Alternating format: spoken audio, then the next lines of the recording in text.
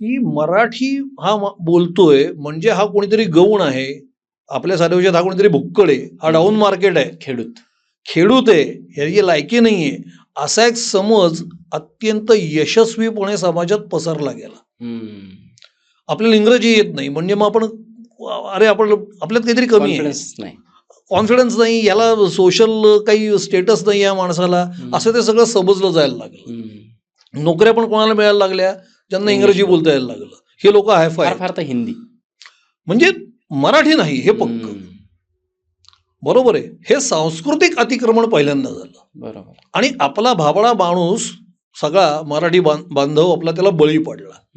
पण जर का तुम्ही जगात नीट पाहिलं तर युरोप मेजर त्याच्यातल्या ज्या कंट्रीज आहेत, ते जे देश आहेत त्याच्यामध्ये इंग्लिश बोललं जात नाही.